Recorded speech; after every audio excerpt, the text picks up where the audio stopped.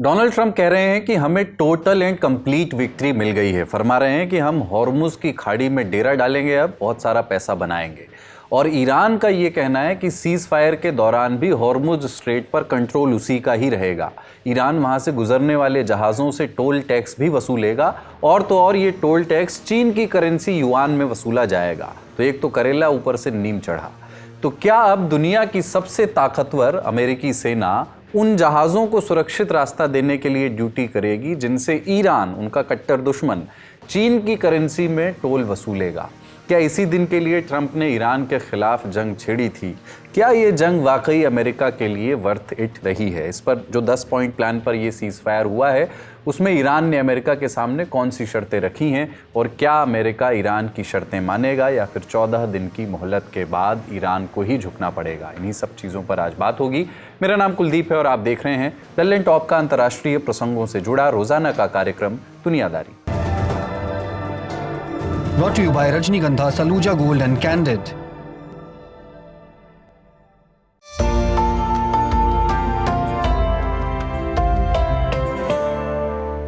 America में मंगलवार 7 अप्रैल का दिन डोनाल्ड ट्रंप के एक पोस्ट से शुरू हुआ। एक ऐसा पोस्ट जिसने अमेरिकी संविधान के 25वें संशोधन को चर्चा में ला दिया। इस संशोधन के प्रावधान तब लागू किए जा सकते हैं जब कोई राष्ट्रपति दिमागी या शारीरिक रूप से अक्षम हो जाए। पोस्ट में ट्रंप ने लिखा था कि आज रात एक पूरी सभ्यता खत्म हो जाएगी जिसे दोबारा कभी वापस नहीं लाया जा सकेगा। मैं ऐसा नहीं चाहता, लेकिन शायद ऐसा ही होगा। इस पोस्ट के बाद दुनिया भर में बवाल मच गया। ये सवाल उठने लगे कि क्या ये नरसंहार की धमकी है?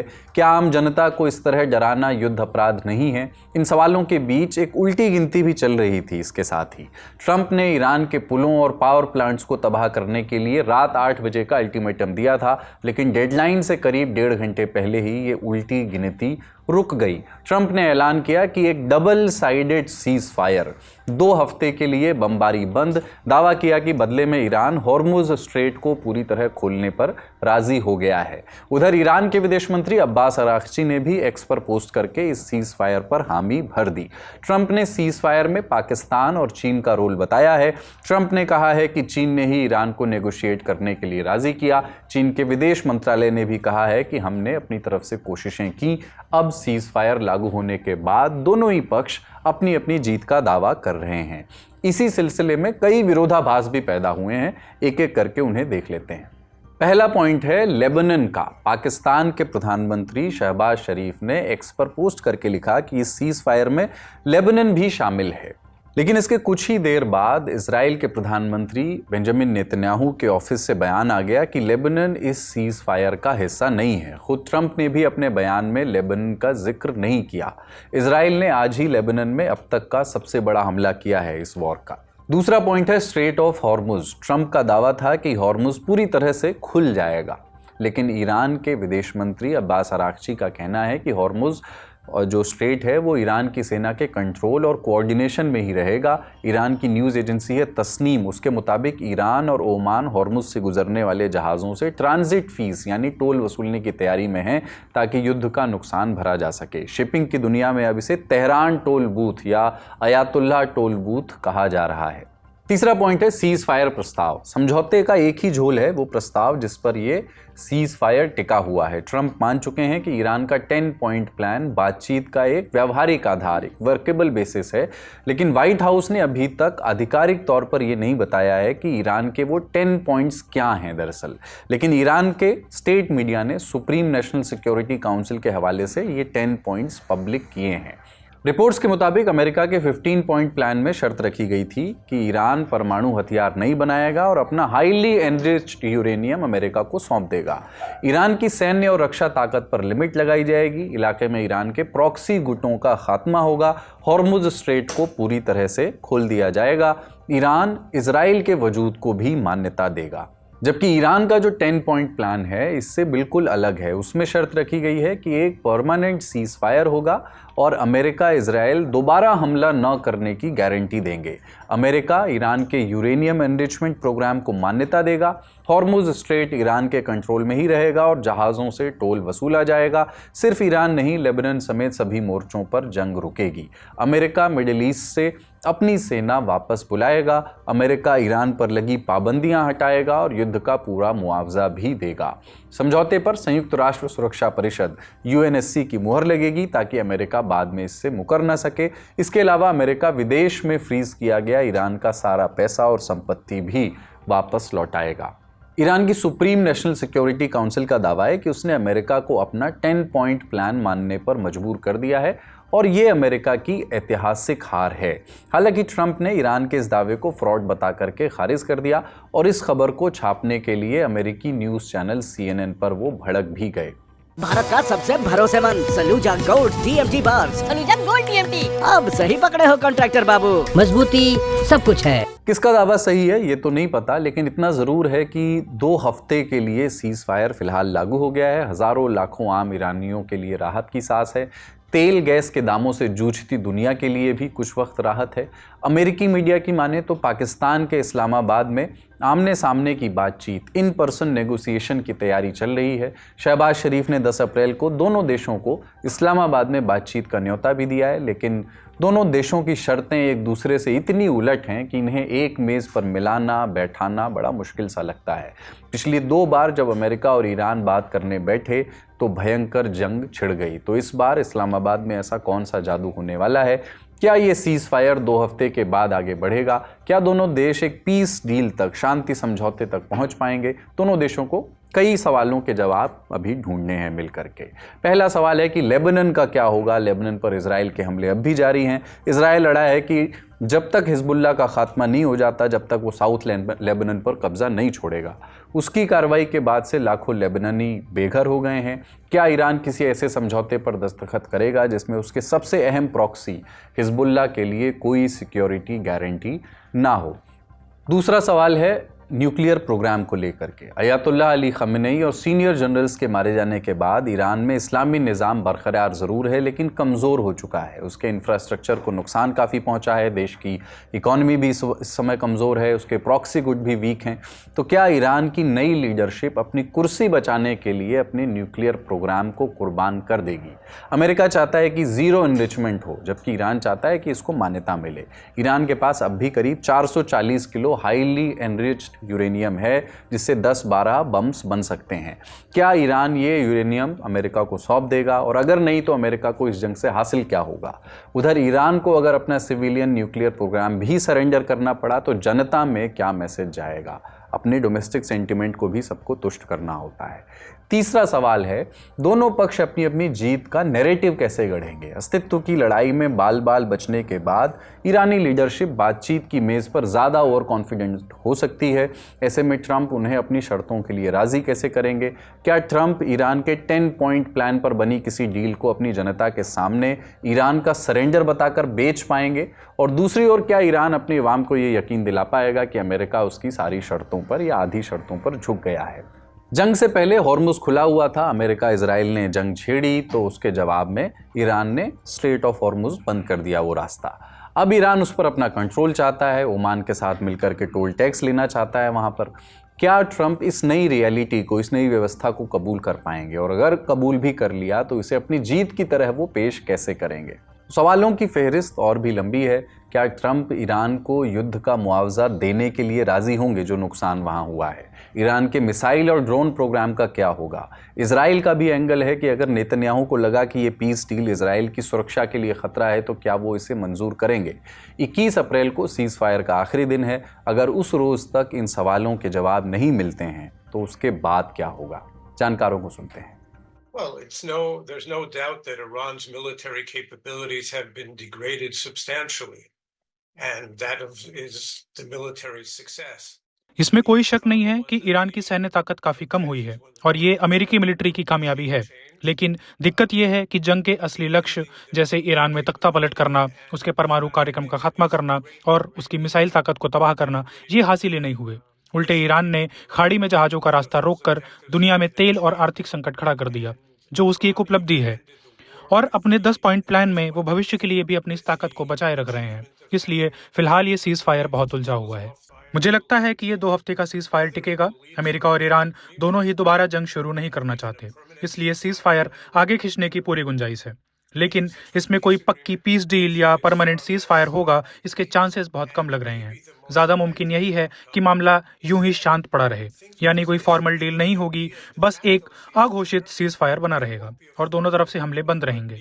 और सच कहूं तो अमेरिका जैसी ताकतवर सेना के भीषण हमले को इस तरह झेल जाना ही ईरान के लिए अपने आप में एक बहुत बड़ी कामयाबी है। Withstanding a war, Israel is less it's less impressive, but the fact that they may have ended up being able to withstand an onslaught by the United States of America is a big achievement for them. अब Donald Trump की बात। अगर ये cease fire peace deal में तब्दील हो जाता है और जंग आगे नहीं बढ़ती है तो अमेरिकी जनता इसे कैसे देखेगी? अमेरिका को इससे क्या हासिल हुआ है? 7 अप्रैल को ट्रंप ने दावा किया कि हमारे सारे सैन्य मकसद पूरे हो गए हैं और इसीलिए हम सीज फायर के लिए राजी हुए हैं। लेकिन क्या वाकई ऐसा है? एक कहानी आपको सुनाते हैं। अमेरिकी अखबार न्यूयॉर्क टाइम्स के 2 पत्रकारों मैगी हैबरमैन और जॉनथन स्वॉन ने अपनी आने वाली किताब रजीम चेंज की रिपोर्टिंग के दौरान मिले अंदर खाने के कुछ राज पब्लिक किए हैं। कहानी जंग शुरू होने से कुछ हफ्तों पहले की है, 11 फरवरी की तारीख की। सुबह के करीब 11 बज रहे थे। व्हाइट हाउस में काली एसयूवी आकर के रुकी और गुपचुप तरीके से बाहर निकले इजराइल के प्रधानमंत्री बेंजामिन नेतन्याहू। उन्हें सीधा बेसमेंट में बने सिक्योर सिचुएशन रूम में ले जाया गया। सामने बैठे थे डोनाल्ड ट्रंप और पर्दे पर वीडियो कॉल के जरिए जुड़े थे मोसाद के चीफ। नेतन्याहू ने ट्रंप के सामने 4 हिस्सों का एक प्लान रखा। पहला, अयातुल्ला अली खामेनेई की हत्या, फिर ईरान की सेना को तबाह करना, उसके बाद ईरान की आवाम से बगावत करवाना और चौथा, रजीम चेंज यानी तख्ता पलट करके किसी धर्मनिरपेक्ष यानी सेकुलर नेता को गद्दी पर बैठाना। नेतन्याहू ने ट्रंप को बाकायदा एक प्रेजेंटेशन दी। उसमें एक मोन्टाज वीडियो भी चलाया गया जिसमें दिखाया गया कि अगर ईरान में तख्ता पलट हुआ तो कौन कौन नेता वहां गद्दी संभाल सकते हैं। इनमें सबसे बड़ा चेहरा रेजा पहलवी का था, जो ईरान के पुराने शाह के बेटे हैं और फिलहाल निर्वासन में जी रहे हैं। नेतन्याहू ने ट्रंप को ख्वाब दिखाया कि जंग बहुत छोटी होगी साहब, ईरान तबाह हो जाएगा, स्ट्रेट ऑफ हॉर्मुज खुला रहेगा और पूरे मिडिल ईस्ट में अमेरिका का डंका बजेगा। ट्रंप को ये पूरा आइडिया इतना भाया, इतना पसंद आया कि वो बोल पड़े, साउंड्स गुड टू मी। अगले ही दिन 12 फरवरी को उसी कमरे में फिर मीटिंग हुई। इस बार नेतन्याहू नहीं थे, सिर्फ अमेरिकी इंटेलिजेंस के अफसर थे। CIA के डायरेक्टर जॉन रैटक्लिफ ने ट्रंप को आईना दिखाया, कहा कि पहले 2 काम यानी हमला और तबाही तो हम कर सकते हैं, लेकिन ये जो तीसरे और चौथे काम है, तख्ता पलट और फिर बगावत, वो जो कहानी इजराइल सुना रहा है वो पूरी तरह से बेतुकी है। इसी बीच विदेश मंत्री मार्को रूबियो बोल पड़े, खुलकर कहें तो ये बुलशिट यानी बकवास है। लेकिन ट्रंप ने इन सबको अनसुना कर दिया। वेनेजुएला के कामयाब रेस्क्यू ऑपरेशन के बाद उन्हें खुद पर गजब का यकीन था। इकलौता आदमी जो ट्रंप के इस यकीन को चुनौती दे रहा था वो थे उपराष्ट्रपति JD वैंस। वैंस ने चेतावनी दी थी कि ईरान कोई वेनेजुएला नहीं है, जंग हुई तो ईरान स्ट्रेट ऑफ हॉर्मुज को बंद करेगा, तेल के दाम भड़केंगे, अमेरिका में महंगाई आएगी और जो वोटर नो न्यू वॉर्स के वादे पर हमें जिता करके लाए हैं वो इसे एक धोखे की तरह देखेंगे। सेना के चीफ जनरल डैन केन ने भी दबी जुबान में आगाह किया कि इस जंग में हमारे सारे मिसाइल इंटरसेप्टर खत्म हो जाएंगे और बैकअप नहीं बचेगा। लेकिन ट्रंप के करीबी और रक्षा मंत्री पीट हेग्सेथ जैसे लोग बस हाँ में हाँ मिला रहे थे। इसके बाद 26 फरवरी को आखिरी मीटिंग हुई। ट्रंप के दामाद जैरेड कुशनर ने बताया कि कूटनीति से बात बनने में महीनों लगेंगे, ट्रंप के पास इतना सब्र नहीं था। अगले दिन ट्रंप ने ऑर्डर पास कर दिया और 28 फरवरी को इजराइल और अमेरिका ने मिल करके ईरान पर बमबारी शुरू कर दी। अब 39 दिन की इस जंग के बाद ट्रंप कह रहे हैं कि उनके टारगेट्स जो भी थे वो पूरे हो गए हैं। लेकिन क्या ईरान में तख्ता पलट हुआ? नहीं। क्या ईरान की जनता ने अमेरिका के समर्थन में बगावत की? नहीं। क्या जंग वेनेजुएला की तरह एक झटके में जल्दी खत्म हो गई? नहीं। क्या ईरान ने हॉर्मुज स्ट्रेट खुला रखा? बिल्कुल नहीं। अमेरिकी सेना ने ईरान में 13,000 ठिकानों को निशाना बनाया। इतनी मेहनत मशक्कत के बाद ट्रंप ने अब सीज फायर की राह चुन ली है, स्वीकार कर ली है। जो ट्रंप कुछ हफ्तों पहले ईरान से बिना शर्त सरेंडर, अनकंडीशनल सरेंडर की मांग कर रहे थे, वो अब ईरान के उसी 10 पॉइंट प्लान, उनकी मुंहमांगी मुराद को वर्केबल बता रहे हैं जिसे उन्होंने पहले ठुकरा दिया था। तो इसके मायने क्या हैं? हमने एक्सपर्ट से पूछा। देखिए, ये मैसेजिंग प्रेसिडेंट डोनाल्ड ट्रंप को बताना पड़ेगा, अपने जो हमारी वो होम ऑडियंस है उनको समझाना पड़ेगा क्या ऑब्जेक्टिव्स अचीव किए हैं। ऐसा तो ऑब्वियसली दिखाया गया है, बताया गया है, जितनी भी हमने प्रेस कॉन्फ्रेंसेस देखी है, फिर वो पेंटागन की तरफ से हो या व्हाइट हाउस की तरफ से या खुद प्रेसिडेंट डोनाल्ड ट्रंप ने जो बात कही है कि ऑब्जेक्टिव मीट हुए हैं। रिजीम चेंज वहां पे हो गया है, पुराने लीडर वहां पे नहीं रहे हैं, नेवी का जो है उसे डिस्ट्रॉय किया है अमेरिका ने, उनकी एयर कैपेबिलिटी को डिस्ट्रॉय किया है, मिसाइल इंफ्रास्ट्रक्चर को डिस्ट्रॉय किया है। तो आई थिंक वो ऑब्जेक्टिव्स जरूर पूरे हुए हैं। लेकिन ये जरूर समझाना होगा कि विदाउट यूरेनियम एनरिचमेंट अगर ये वॉर खत्म हो जाती है, कि अगर आप उनसे यूरेनियम एनरिचमेंट पे कोई डील नहीं कर सकते, तो I think that will be a hard sell. कि जो मिशन था जिसको लेके प्रेसिडेंट डोनाल्ड ट्रंप ने 2016-15 की जो डील थी, जो ओबामा ने साइन की, जिसको प्रेसिडेंट डोनाल्ड ट्रंप ने कहा था कि वर्स्ट डील थी वो, तो उसमें भी 97% यूरेनियम जो है उस समय अग्री कर गया था ईरान देने के लिए। तो जो अभी मुझे लगता है कि दो चीजों पे इसे आंका जाएगा, पहला कि क्या अमेरिका समर्थ हो सकता है यूरेनियम एनरिच यूरेनियम ईरान से लेने के लिए, पहला। दूसरा कि क्या गारंटी अमेरिका ले सकता है कि अब न्यूक्लियर वेपन्स जो हैं ईरान नहीं बनाएगा। और आई थिंक दोनों ही थोड़े से ट्रबलिंग है बेचना वोटर्स को, तो इस पे सवाल होंगे। लेकिन अमेरिकन जनता इस बात पे भी खुश होगी कि वॉर जो है अनएंडिंग वॉर नहीं रहा, एक मिशन था वो अकम्प्लिश कर लिया गया, ट्रूप्स जो हैं वो वापस आ रहे हैं, और जिस तरह से अमेरिका की एक हिस्ट्री रही है वॉर को लेके, उस तरह का वॉर उन्हें देखने को नहीं मिला है। तो I think president Donald Trump के पास काफी सेलिंग पॉइंट्स हैं, लेकिन जो इंडिपेंडेंट वोटर्स है वो उनसे जवाब जरूर मांगेंगे यूरेनियम को लेते हुए, और साथ ही साथ गारंटीज को लेते हुए कि क्या गारंटी ईरान ने दी है अमेरिका को। Candid dusting powder, 4 skin problems का एक expert solution. Candid dusting powder, हटा खुजली, लगा कैंडिड। बड़ी खबर यहीं तक, अब बारी है सुर्खियों की। दुनिया का ध्यान अमेरिका ईरान सीज़फायर पर है। उधर एक जंग और ख़त्म हो गई। पाकिस्तान और अफगानिस्तान संघर्ष रोकने और बातचीत करने के लिए फाइनली तैयार हो गए हैं। दोनों के बीच सुलह कराई है चीन ने। 1 अप्रैल को चीन के उरुमकी शहर में दोनों देशों के रिप्रेजेंटेटिव्स मिले और आपस में बात की। इस बारे में चीन के विदेश मंत्रालय ने ये बताया है कि पाकिस्तान अफगानिस्तान के बीच उरुमकी में हुई बातचीत सफल रही है। दोनों देश इस बात पर राजी हुए हैं कि वो अक्टूबर 2025 से चले आ रहे संघर्ष का कोई स्थायी हल निकालेंगे। दोनों देशों के बीच हम मीडिएशन जारी रखेंगे। 7 अप्रैल को अफगानिस्तान के विदेश मंत्री अमीर खान मुत्ताकी ने चीन के राजदूत से मुलाकात की थी। मीडिएशन के लिए चीन, सऊदी अरब, तुर्की, कतर, यूएई का उन्होंने आभार जताया।